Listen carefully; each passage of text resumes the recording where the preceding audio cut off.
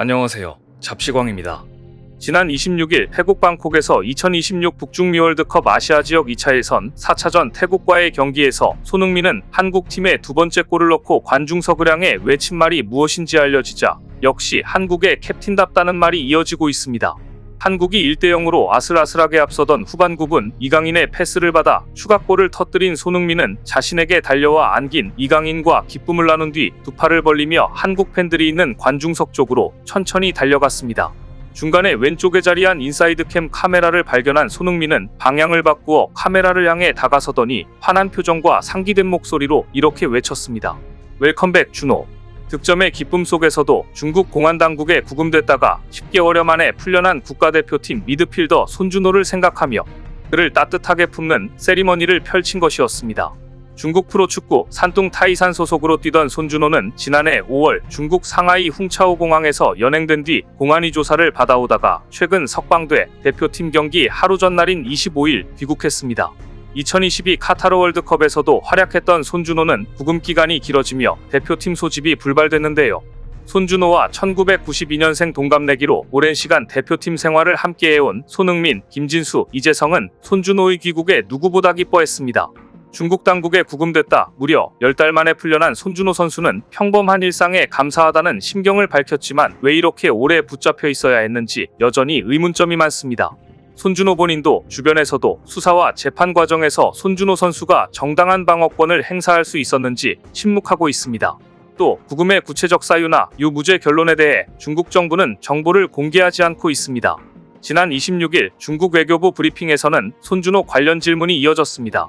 기자가 손준호가 돌아간 시점이 이날 나온 중국 축구계 부패 사건 재판 결과들과 관련이 있는 것인지를 묻자 중국 외교부 대변인은 앵무새처럼 이 말만 반복했습니다. 원칙적으로 중국은 법치국가고 엄격히 법에 따라 사건을 처리하며 법에 따라 당사자의 각종 합법적 권익을 보장한다. 앞서 지난해 11월 중국 외교부는 손준호의 조속한 석방을 희망한다는 위르겐 클린스만 전 축구대표팀 감독의 발언을 두고 손준호는 비국가공작인원 수뢰죄로 법에 따라 체포됐다고 말했습니다.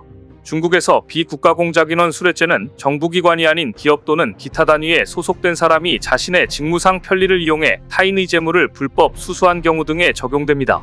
그래서 손준호가 승부조작에 가담했다거나 산둥으로 이적하는 과정에서 금품이 오갔을 가능성이 거론됐지만 이런 의혹에 대해 손준호 측은 강하게 부인해왔습니다.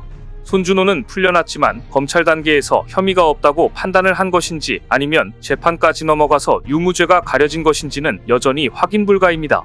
심지어 중국인들조차 이 사안에 대해 알지 못해 오히려 한국을 통해 접하는 상황입니다.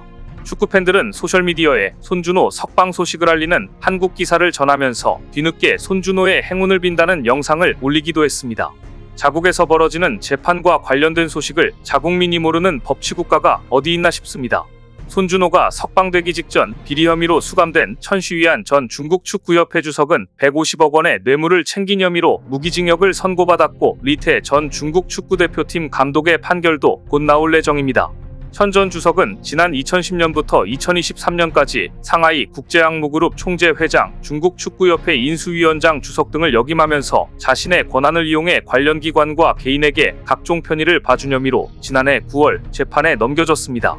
중국중앙TV가 최근 방영한 축구계 부정부패 관련 다큐에 따르면 지난 2022년 11월 체포된 리태 전 감독은 대표팀 감독이 되기 위해 천 주석 등에게 뇌물을 상납했고 감독이 된 뒤에는 다시 뇌물을 받고 실력 미달의 선수를 대표팀으로 발탁했다고 합니다.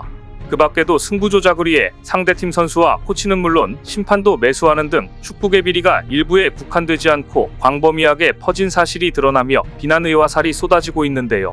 중국 안팎에서는 이런 부정부패 행위가 국가 차원의 전폭적인 지원에도 불구하고 중국 축구계의 발전을 가로막고 선수들의 실력을 갉아먹고 있다는 지적이 끊임없이 나오고 있습니다.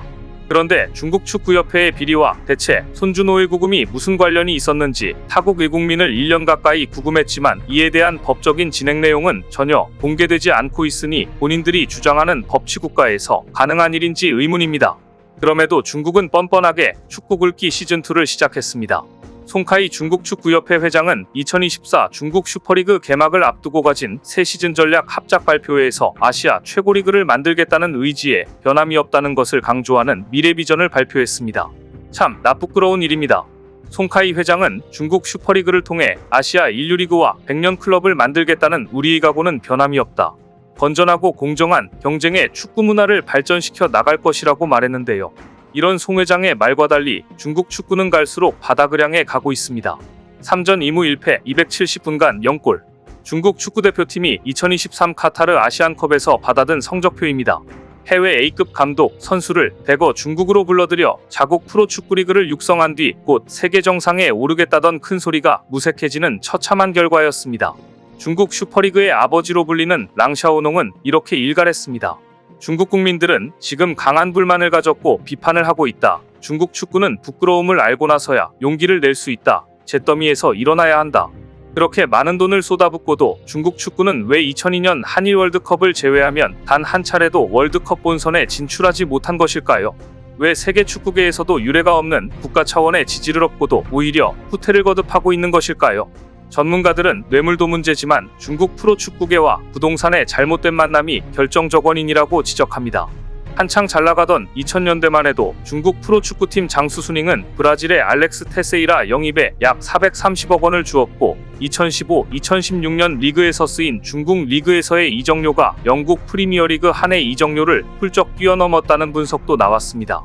그런데 중국 프로팀마다 이렇게 해외 선수 영입 경쟁에 혈안이 되다 보니 A급 선수를 영입할 수 있는 재정 능력의 확보 여부가 곧 해당 팀이 성적으로 이어졌고 좋은 성적을 내기 위해선 막강한 자금력이 필요했습니다. 그래서 자연스럽게 대형 부동산 개발 기업들이 슈퍼리그의 각 팀 구단주로 군림하기 시작했습니다. 당시 중국은 부동산 개발 붐을 타고 성장한 기업들이 천문학적 규모의 구단 운영비를 감당하고도 남을 만큼의 재정이 충분했기 때문입니다. 헝다가 대표적이었습니다. 중국 부동산 기업 1, 2위를 다퉜던 대형 부동산 개발업체 헝다는 2010년 광저우 FC를 인수했고 2011년 슈퍼리그에서 첫 우승을 거머쥔 이후 7년 연속 리그를 재패했습니다. 그러나 광저우 이영광은 10년 만에 막을 내렸습니다. 코로나19 사태와 함께 찾아온 중국의 부동산 유동성 위기 때문이었습니다. 재정구조 악화에 시달리던 헝다는 2021년 채무불이행을 선언했고 아시아 챔피언이었던 이 팀은 헝다가 디폴트를 선언한 지 꼭 1년 만인 2022년 2부 리그로 강등되는 굴욕을 맛봤습니다. 광저우 헝다의 몰락은 시작에 불과했습니다. 한때 차범근 감독이 지휘봉을 잡았던 선전FC도 구단 자체가 해체됐습니다. 구단주인 대형 부동산 업체 카이사그룹이 유동성 위기를 맞고 디폴트에 빠졌기 때문입니다. 충칭양장도 2022년 5월 해체됐습니다. 모기업 땅다이그룹이 디폴트에 빠지면서 구단 운영을 포기한 것입니다. 2021년 기준 슈퍼리그 16개 팀 중 부동산 개발 업체가 소유한 팀은 11개에 달했습니다. 하지만 부동산 위기와 함께 2, 3부 리그까지 합치면 2020년 이후 중국에서는 39개 구단이 해체됐습니다. 기이할 정도로 부동산 시장 의존도가 높은 축구계 구조가 자연스러운 성장의 방해 요인이 된 것입니다. 그럼 이제 전 축구협회 주석과 대표팀 감독마저 감옥에 갔으니 중국 축구계에 만연했던 부정부패를 걷어냈으니 이제야말로 중국 축구는 다시 일어설 수 있게 된 것일까요? 그렇지 않을 것이란 전망이 압도적입니다. 하지만 이미 첫 단추부터 잘못됐기 때문에 불가능해 보입니다. 오히려 추락 직전까지 몰리던 중국 축구를 기사회생시켜준 것은 한국이라는 평가입니다. 한국이 태국을 큰 점수차로 꺾은 덕에 중국의 월드컵 최종 예선 진출 가능성이 올라가자 비매너 축구의 대명사 중국이 한국에 고마워하는 일이 벌어졌습니다.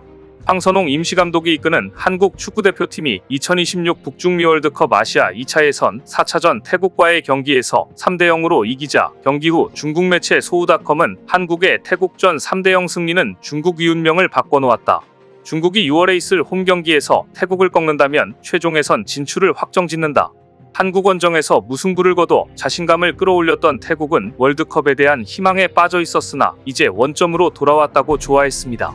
한국 덕분에 신락 같은 희망이 생긴 것인데요. 중국은 이렇게 한국 덕에 좋아할 게 아니라 실력으로 월드컵 내선에 나가야 진정한 축구 굴기를 이뤘다는 평을 듣게 될 겁니다. 오늘 준비한 소식은 여기까지입니다. 댓글을 통한 여러분들의 많은 의견 기다리겠습니다. 시청해주셔서 감사합니다.